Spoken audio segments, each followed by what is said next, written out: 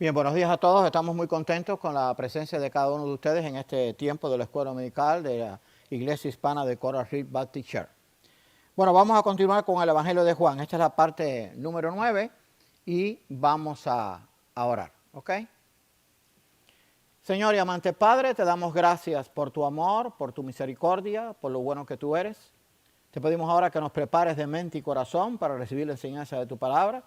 Sé con cada uno de los hermanos presentes, con los que están en camino y con todos aquellos que nos pueden ver a través de las redes sociales. Lo ponemos todo en tus manos, Señor. Gracias por tu amor. En el nombre de Cristo. Amén. Bueno, vamos a continuar con el Evangelio de Juan. Esta es la parte número 9. Este versículo lo vamos a considerar más adelante, pero si quieren leerlo conmigo lo pueden leer. Dijo entonces Jesús a los 12, ¿queréis acaso iros también vosotros? Le respondió Simón Pedro, Señor, ¿a quién iremos? Tú tienes palabras de vida eterna y nosotros hemos creído y conocemos que tú eres el Cristo, el Hijo del Dios viviente. Eso está en Juan 6, 67 al 69. ¿Queréis acaso iros también vosotros? ¿Por qué el Señor dijo esto? Porque acuérdense que le seguían multitudes de 4,000, de 5,000 y de muchos más. Pero cuando dejó de hacer milagros, de dar los panes, de dar los peces, la gente empezó a irse, se quedó solamente con 12 y entonces le dijo, ¿ustedes se quieren ir también? Y entonces Pedro dijo, no Señor, ¿a quién iremos? Tú tienes palabras de vida eterna, pero eso es para que entendamos que Cristo tuvo que sufrir también el sufrimiento de ser abandonado por aquellos que le seguían. Tenemos una triste paradoja de esto que hemos leído. La mayoría dicen conocer a Cristo, pero no saben quién es realmente y por qué vino al mundo. O sea, usted puede preguntarle a mucha gente quién es Cristo y pues le va a decir yo creo en Cristo, pero no saben quién es realmente, que es el Hijo de Dios, que es el Dios encarnado, que es el Mesías prometido y muchas cosas más, que es el Salvador, que es nuestro Señor y es el Redentor de todos aquellos que creen en Él. Vamos a ver lo que muchos decían de Cristo en su tiempo, porque no solamente que ahora duden de Cristo, en el tiempo de Cristo también dudaban de Él, inclusive de su familia. En primer lugar, lo que muchos decían era que era solamente un hombre. Murmuraban entonces de Él los judíos, sobre todo ese grupo que no creía en Él, porque había dicho, yo soy el pan que descendió del cielo, y decían, ¿no es este Jesús, el hijo de José, cuya padre y madre nosotros conocemos? ¿Cómo pues dice esto, del cielo he descendido? Eso está en Juan 6, 41 y 42. O sea, pues decían que Cristo solamente era un mero hombre, y también en Nazaret, si usted va a Mateo 13, decían lo mismo. Y vamos a ver, si usted lee allí en Mateo 13, que ni aún los hermanos creían en él. Pero en esta enseñanza de este capítulo 6 de Juan vamos a aprender algo. Vamos a aprender cómo estaba compuesta la familia terrenal de Cristo, aunque Cristo era el Dios encarnado. Y claro, pues Dios usó a María para que allí por obra del Espíritu Santo naciera su hijo, o se engendrara su hijo. Ahora, fíjense lo que decían la gente de su tiempo, inclusive su familia o sus amigos o los fariseos. ¿No es este el hijo del carpintero? O sea, el carpintero era José. ¿No se llama su nombre María y sus hermanos Jacobo, José, Simón y Judas? Mateo 13. En Mateo 13 es el único que relata esto. Allí tenemos la familia terrenal, María y sus hermanos Jacobo, José, Simón y Judas. O sea, pero era la familia en el sentido de la humanidad de Cristo, pero Cristo era el propio Dios encarnado. Dios usó a María como instrumento porque era una mujer temerosa de Dios. La mayoría no sabían quién era realmente Cristo. Eso es lo triste. Hoy también pasa lo mismo. Viniendo Jesús a la región de Cesarea de Filipo, preguntó a sus discípulos diciendo, ¿quién dicen los hombres que es el Hijo del Hombre? Ellos dijeron, unos, Juan el Bautista, otros, Elías, y otros, Jeremías o algunos de los profetas. Eso está en Mateo 6, 13 y 14. Ni aún sus hermanos creían en él. Si tú quieres verificarlo, está en Juan 7, Juan capítulo 7, versículo 5. ¿Quién dicen los hombres que es el Hijo del Hombre? Entonces, pues le dijeron, bueno, uno dice que es Juan el Bautista, que había preparado el camino, otro que era Elías, y otros que Jeremías o alguno de los profetas, pero no creían quién realmente era Jesucristo. Ahora, ¿quién es realmente Cristo? Y esto es lo más importante, lo que vamos a ver en este estudio de hoy del Evangelio de Juan, que es el que más completo habla de la divinidad de Cristo. En primer lugar, Cristo es el infinito Dios hecho carne. Dice allí en Juan 1, dice: en el principio era el Verbo, y el Verbo era Dios, y aquel Verbo fue hecho carne y habitó entre nosotros, y vimos su gloria, gloria como del unigénito del Padre, lleno de gracia y de verdad. Juan 1, 1 y el versículo 14. Cristo es el misterio de la piedad cumplido. Si usted va a 1 de Timoteo 3:16, dice: el misterio de la piedad, Dios fue manifestado en carne, visto de los ángeles, creído en el mundo y recibido arriba en gloria. Así que aquel Verbo, el Verbo era Dios y aquel Verbo fue hecho carne. Así que claramente que estaba hablando de Cristo. ¿Quién es Cristo? Es el Dios creador y sustentador. O sea, Cristo es el Dios encarnado. Y entonces fíjense lo que Pablo le escribió a la iglesia de Colosas. Porque por él fueron creadas, está hablando de Cristo, todas las cosas, las que hay en los cielos y las que hay en la tierra. O sea, Cristo es el Dios creador y sustentador. Eso solamente se le puede atribuir al Padre, pero acuérdense que Cristo ha dicho: el Padre y yo uno somos. Así que Cristo también es el Dios creador y sustentador, porque es la manifestación de Dios, el Dios hecho carne. Porque por él fueron creadas todas las cosas, escribía Pablo a la iglesia de Colosas, las que hay en los cielos y las que hay en la tierra. Y sigue el pasaje. Todo fue creado por medio de él y para él. Está hablando de Cristo. Y él es antes de todas las cosas, y todas las cosas en él subsisten. Colosenses 1, 16 y 17. Yo me maravillo cómo hay inclusive creyentes y pastores que dudan de la divinidad de Cristo. O sea, no se atreven a decir que Cristo es el Dios encarnado. Dice que todo fue creado por medio de él y para él. Dios es el creador y sustentador, pero es que Cristo junto con Dios también es Dios creador y sustentador. El Padre y él son uno, son lo mismo, y él lo dijo muchas veces. Y ahora dice: y él es antes de todas las cosas, y todas las cosas en él subsisten. ¿Cristo habló de eso? Sí. Si usted va al capítulo 17 de Juan, cuando él ora por sus discípulos, dice: Padre, glorifícame con aquella gloria que tuve contigo antes que el mundo fuese. O sea, Cristo estaba en su gloria, en la gloria con el Padre, antes que el mundo existiera. Por lo tanto, Cristo es Dios. Pero qué triste es que haya creyentes que no crean esto. ¿Saben por qué? Porque no estudian el Evangelio de Juan, ni estudian todo lo que tiene que ver con ellos, ni toda la Biblia, ni todo el contexto bíblico, tanto en el Antiguo como en el Nuevo Testamento. Ahora, Cristo también es el único mediador entre Dios y los hombres. Estamos hablando de quién era Cristo, porque en el tiempo de Cristo no sabían que era un hombre, que era Elías, que era el profeta y todo eso, pero tenemos que pensar quién era él. Porque hay un solo Dios, escribió Pablo a Timoteo, y un solo mediador entre Dios y los hombres, Jesucristo hombre, el cual se dio a sí mismo en rescate por todos, de lo cual se dio testimonio a su debido tiempo. Eso está en 1 de Timoteo 2, 5 y 6. Porque hay un solo Dios, hay un único Dios verdadero. Eso lo enseña el pueblo de Israel. El único Dios verdadero lo tiene Israel. Los demás dioses son todos falsos. Déjame ver si puedo decir esto bien. Si hay un único Dios verdadero, todos los demás que el mundo proclame son falsos. Tan sencillo como eso. Todos. Así que hay millones de dioses que tiene el mundo. Todos los demás son falsos. Ahora, hay un solo Dios y un solo mediador entre Dios y los hombres, Jesucristo hombre, porque Jesucristo es parte de esa divinidad. Y entonces habla: el cual se dio a sí mismo en rescate por todo, de lo cual se dio testimonio a su debido tiempo. Ok. Bueno, ¿quién es también Cristo? El único camino y medio de salvación. Jesús dijo: yo soy el camino y la verdad y la vida. Nadie viene al Padre sino por mí. Eso está en Juan 14:6. Yo sé que este pasaje usted lo ha oído millones de veces o miles de veces, se ha predicado cientos de veces, pero todavía la gente no lo entiende. No es que Cristo es un camino, es el único camino. No es que Cristo sea la verdad, es la única verdad. Y no es que Cristo sea la vida, es el único en que podemos encontrar la vida eterna. Y hay algo muy importante: nadie va a Dios si no es a través de Cristo. Entiendan eso. En el tiempo antiguo, acuérdense que los patriarcas, los profetas, estaban mirando al Mesías. O sea que también era a través del Mesías, ese prometido, que después se comprobó que era Cristo. Y entonces se escribió allí, o está en el libro de los Hechos, y esto fue dicho por el apóstol Pedro.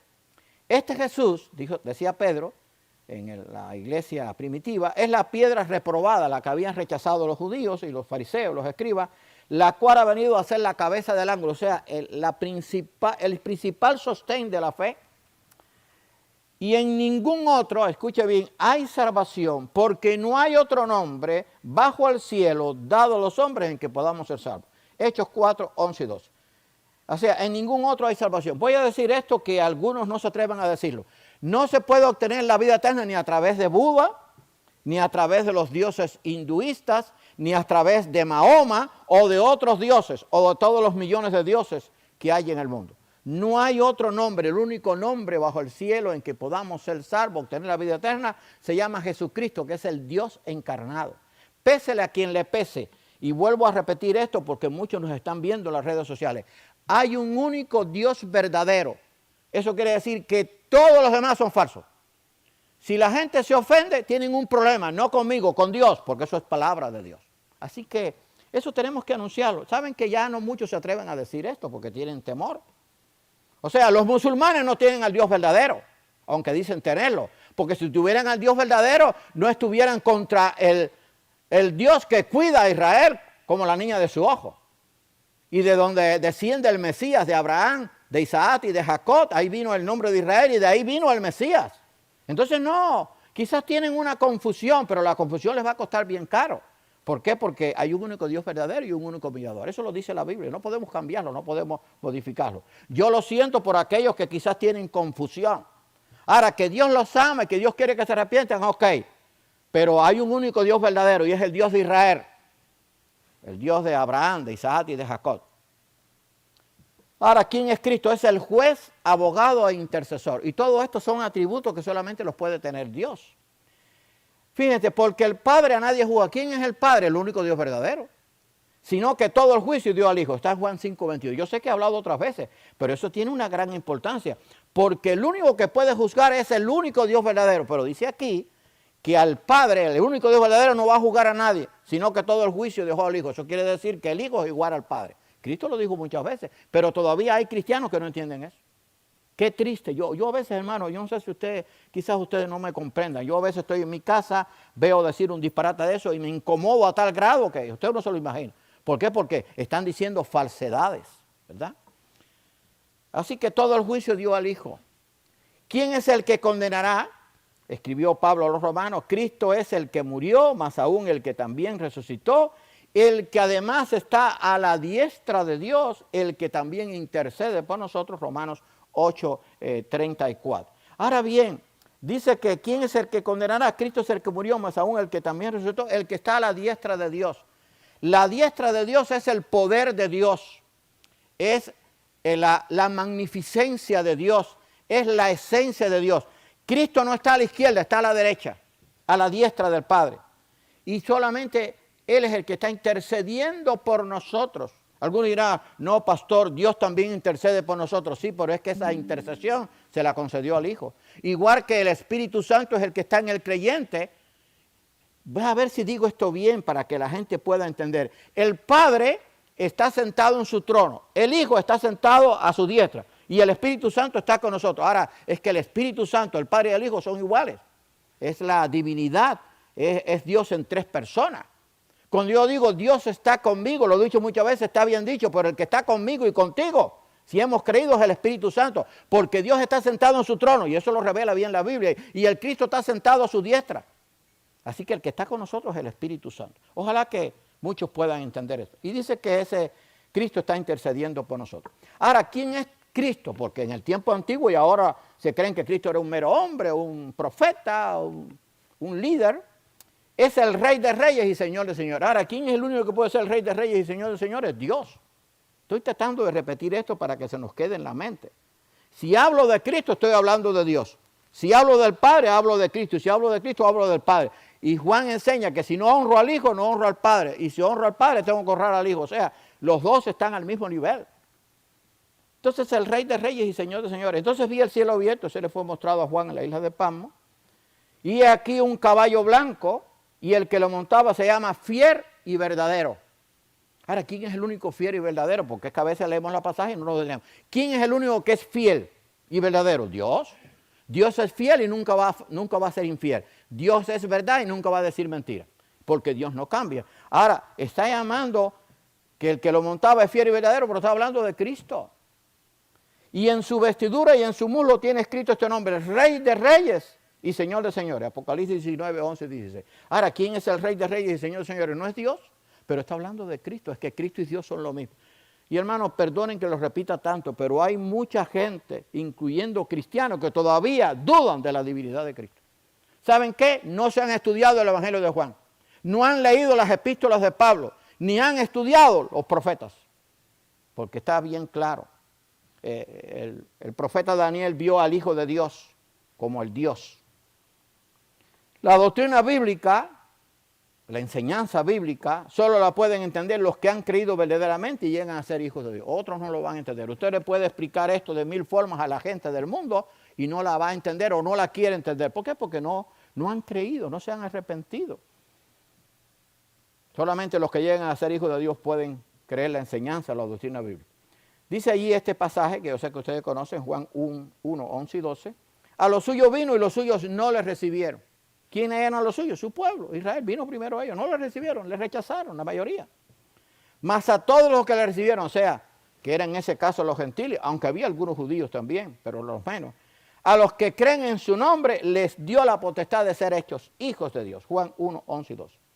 Así que, para poder ser hijo de Dios, hay que creer en Cristo. Ahora, pero ven acá, yo puedo ser hijo de Dios si eres el Padre. ¿Y por qué tiene que ver Cristo? Porque es que Cristo y Dios son lo mismo. Si yo desecho a Cristo, déjame ver si lo digo bien, desecho al Padre. Si yo niego al Hijo, estoy negando al Padre. Si yo no honro al Hijo, no honro al Padre. O sea, tenemos que entender eso, hermanos, para poder comprender bien quién es Jesucristo. Ojalá que lo podamos entender. Yo sé que ustedes sí, pero muchos tristemente no. Los judíos no entendían las enseñanzas de Cristo. ¿Por qué? Porque las enseñanzas de la Biblia, de Dios, no se pueden entender, voy a decir, intelectualmente. Usted puede ser una persona muy inteligente, súper inteligente, un científico, un gran hombre en los negocios, un hombre, un gran escritor, uno que trabaja en la NASA, uno que hace investigaciones científicas. No va a entender la Biblia, porque la Biblia solamente la van a entender los que han creído, porque el Espíritu Santo es el que revela la enseñanza bíblica. Y entonces los judíos no entendían sus enseñanzas a pesar de que decían conocer la palabra de Dios. Si alguno comiere de este pan, y esto es muy importante, vamos a verlo ahora, vivirá para siempre, y el pan que yo le daré es mi carne, la cual yo daré por la vida del mundo. Entonces los judíos contendían entre sí diciendo, ¿cómo puede este darnos a comer su carne? No entendían nada. Juan 6, 51 y 52. Y antes de continuar, es por eso que los católicos creen que cuando se está dando la cena, el pan o la hostia se convierte en el cuerpo de Cristo y el vino se convierte en la sangre de Cristo. No tiene nada que ver, eso es una tergiversación completa, un error completo. Y vamos a ver qué significa comer la carne de Cristo y beber su sangre. Vamos a verlo ahora, no se preocupen, lo vamos a ver muy bien. Ahora, los judíos no lo entendían y los que no tienen a Cristo en su corazón por la fe tampoco lo pueden entender a través de la obra del Espíritu Santo.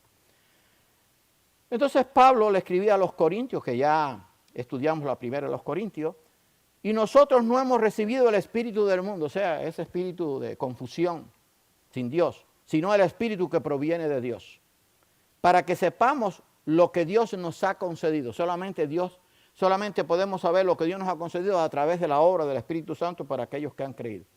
Pero el hombre natural, ¿quién es el hombre natural? Todo aquel que no ha creído, la mayoría de las personas. El mundo tiene 8 billones de personas. Yo diría que 7 billones 900 mil, porque dame corto, no tienen el Espíritu de Dios, porque no han creído. Es la manada pequeña. Yo no estoy poniendo una cantidad, pero la mayoría, voy a ponerlo en porcentaje, que yo creo que es mejor. A mí me gustaban los números. Como estudié contabilidad, me gustaban los números. El 98, eso, hermano, yo no estoy diciendo que esto sea así, pero yo creo que estoy muy cerca. El 98% del mundo no tienen la verdad, ni tienen vida eterna. ¿Por qué? Porque rechazan a Dios. Ahora saca el 2% de 8 billones para ver cuántos son. Yo creo que son bastantes, yo creo que me quedé corto. Pero vamos a dejarlo en el 98%. Entonces el hombre natural es ese 98%, no entiende las cosas de Dios. No recibe las cosas que son del Espíritu, que provienen de Dios, porque para él son locura. Y no las puede entender porque se han de discernir, y escuche bien, espiritualmente. Primera de Crónicas 2, 2 y 14. Discernir espiritualmente quiere decir discernirlo a través del Espíritu de Dios, pero es que el Espíritu Santo solo lo tienen los que han creído, la mayoría no los tiene. Entonces, para el mundo todo esto que predicamos es locura y se ríen de nosotros. Pero decía Pablo que a Dios le plugó salvar a los creyentes por la locura de la predicación. A Pablo le decían loco. Aparte de que era un hombre muy instruido, pero era un hombre que tenía fe en Dios, había recibido a Cristo, tuvo un encuentro con Él, estuvo en el tercer cielo y visitó en el tiempo antiguo todo el mundo conocido, desde Judea y Samaria, Asia Menor y llegó hasta Roma, a todo lo que hoy corresponde a Europa. Así que el que no tiene el Espíritu de Dios no puede entender ni discernir espiritualmente las cosas.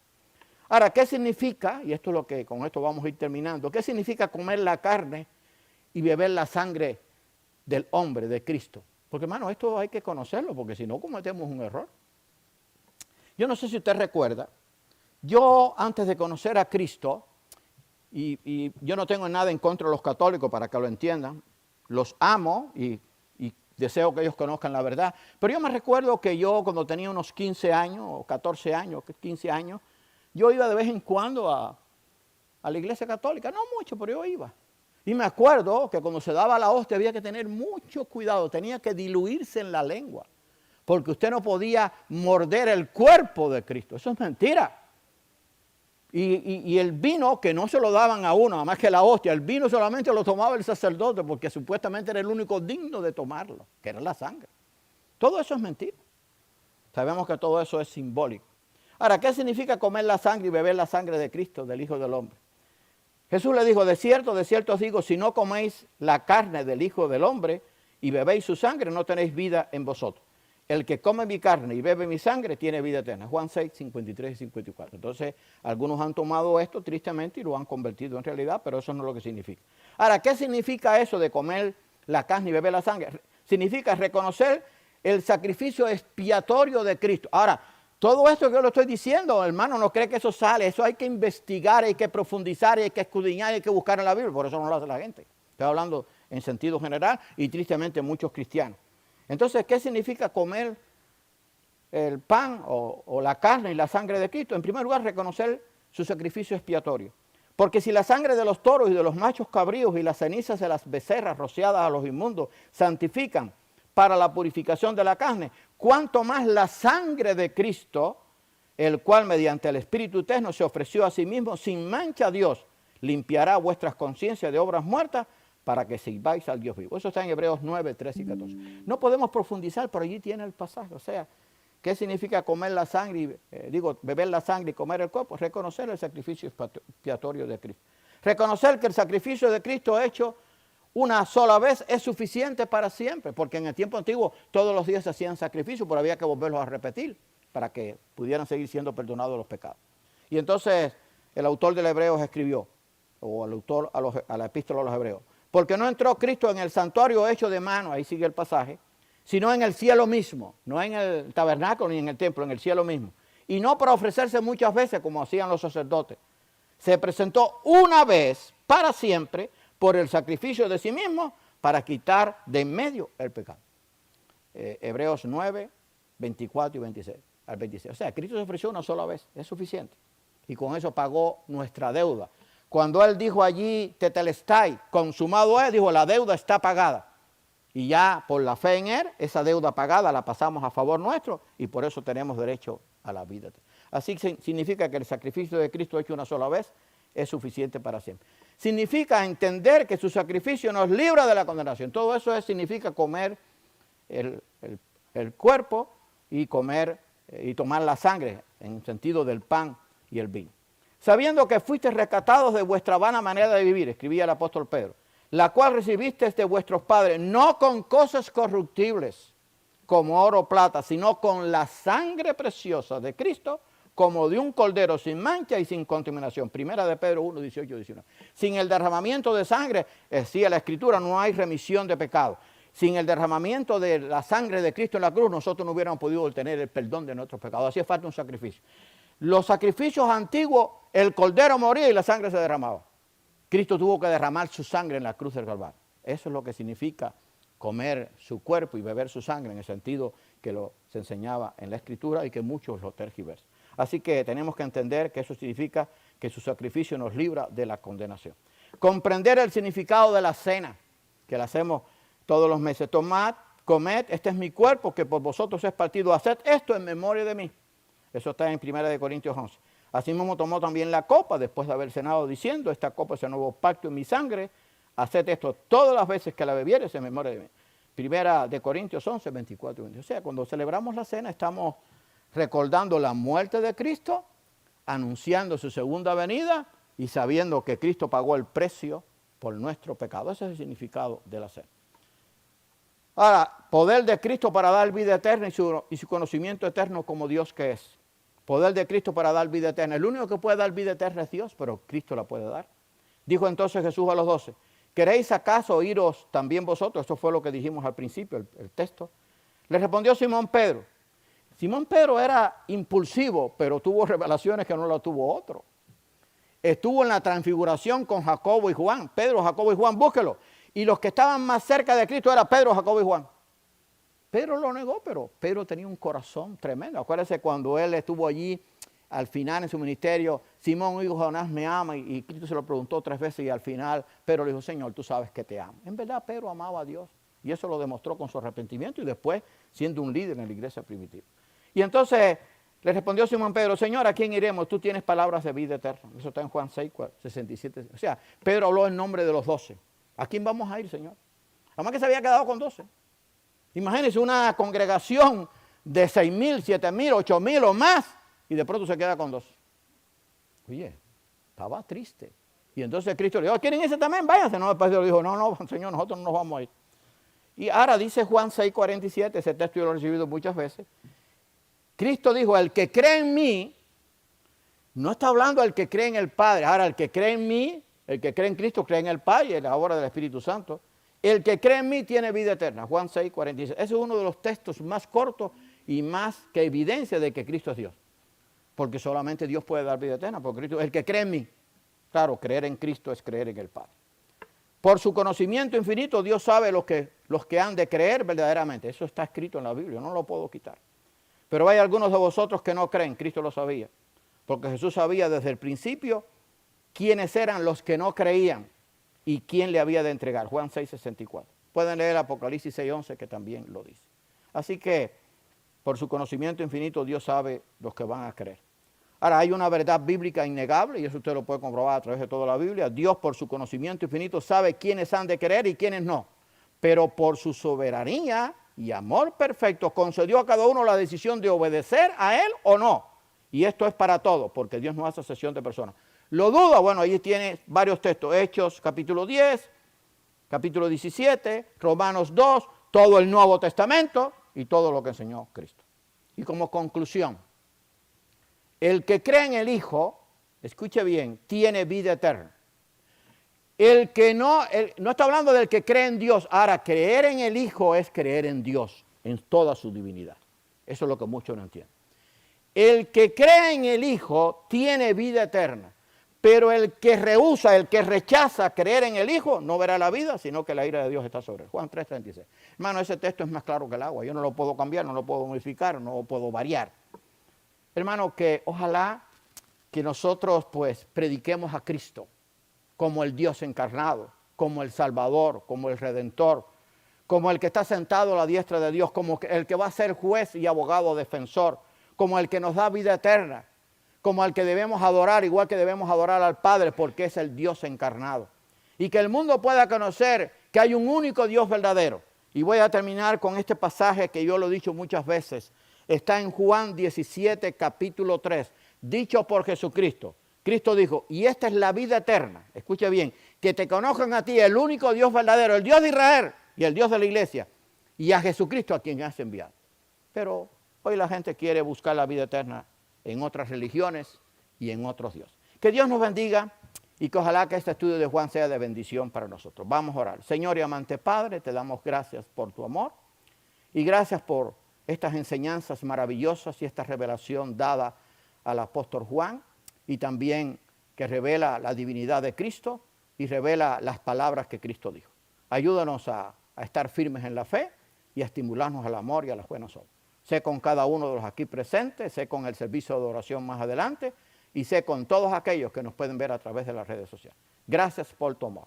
Te lo pedimos todo humildemente en el nombre de tu Hijo amado, Jesucristo. Amén.